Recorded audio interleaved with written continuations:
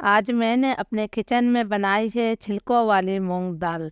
गोश्त से भी ज़्यादा मज़े की ये दाल बनती है, तो चलिए देख लेते हैं कि इसे मैंने किस तरह बनाया है।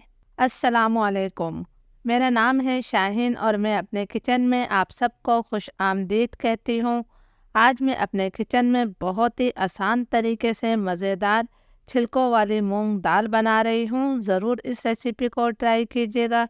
इसके लिए मैंने 200 ग्राम यानी कि 1 पाव से थोड़ी कम मूंग की दाल ली है और इसे अच्छी तरह से साफ़ करके मैंने आधे घंटे पहले भिगो दिया था। भीगने से जो है दाल नरम हो जाती है और आसानी से गल जाती है। ये देखिए जी, भीगने से पहले ये दाल कितनी छोटी छोटी सी थी और भीगने के बाद जो है ये साइज़ में अपने डबल हो गई है। तो चलिए हम इस मज़ेदार रेसिपी को बनाना शुरू करते हैं।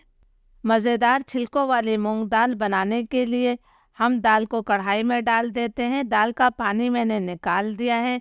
मैं इसे कढ़ाई में बना रही हूँ ताकि आप लोगों को बिल्कुल क्लियर नज़र आए। बहुत आसान तरीके से ये दाल बनाना मैं आप लोगों को सिखाऊंगी। ये मैंने तमाम दाल डाल दी है।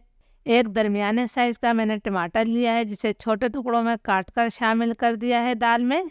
एक दरमियाने साइज़ की ही मैंने प्याज ली थी, प्याज को ही मैंने बारीक काट लिया है। 1 खाने का चम्मच में इसके अंदर अदरक लहसुन का पेस्ट शामिल कर देती हूँ। अब हमने इसके अंदर कुछ पाउडर मसाले डालने हैं। 1 चाय का चम्मच में नमक शामिल कर रही हूँ। नमक आप अपने टेस्ट के मुताबिक ले सकते हैं। 1 चाय का चम्मच ही मैंने लाल मिर्चों का पाउडर डाला है। मिर्चें भी आप अपने टेस्ट के मुताबिक ले सकते हैं। अभी हम इसमें सिर्फ बेसिक मसाले डालेंगे, बाकी मसाले इसके अंदर बाद में जाते हैं। आधा चाय का चम्मच में हल्दी पाउडर शामिल कर देती हूँ। अब मैं इसके अंदर 4 गिलास पानी शामिल कर रही हूँ। ये लीजिए जी, पानी मैंने डाल दिया है।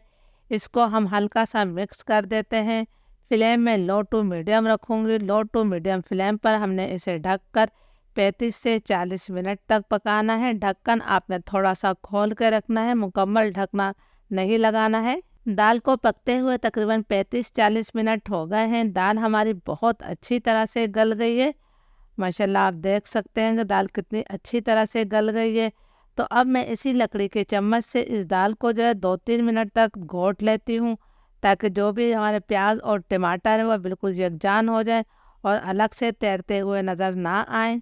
दाल को 2-3 मिनट तक मैंने अच्छी तरह से घोट लिया है। प्याज टमाटर इसके अंदर अच्छी तरह से मैश हो गए हैं। दाल को कितना गाढ़ा या पतला रखना है या आपके अपने ऊपर है। अगर आपको दाल गाढ़ी लगे तो आप इसके अंदर गर्म पानी डाल सकती हैं।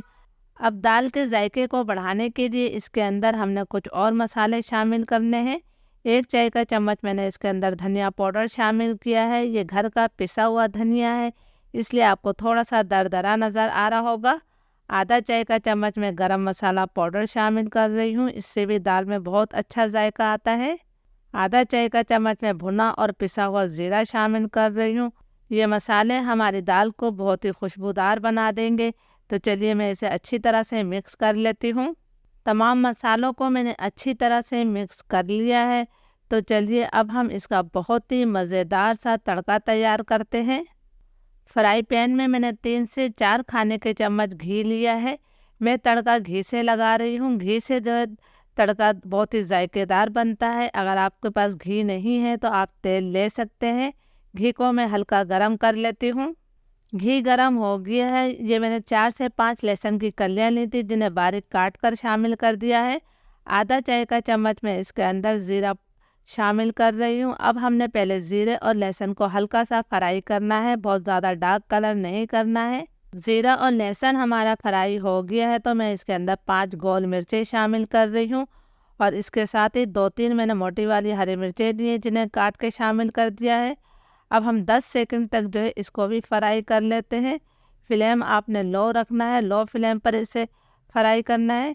गोल मिर्च और हरी मिर्चें हमारी फ्राई हो गई हैं, तो मैं इसके अंदर 1/4 टीस्पून लाल मिर्चों का पाउडर शामिल कर रही हूँ।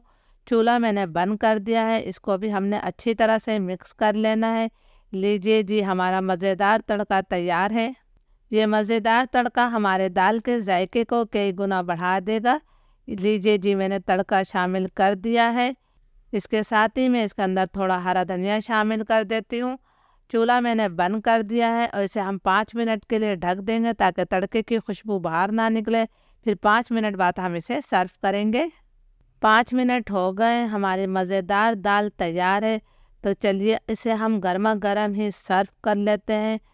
बहुत मज़े की ये दाल बनी है। आप इसे गर्मा गर्म चपाती, पराठे या फिर ज़ीरे वाले चावलों के साथ खा सकते हैं। रेसिपी अच्छी लगे तो लाइक और शेयर कीजिएगा। इजाज़त दीजिए, दुआओं में याद रखिएगा। अल्लाह हाफिज़।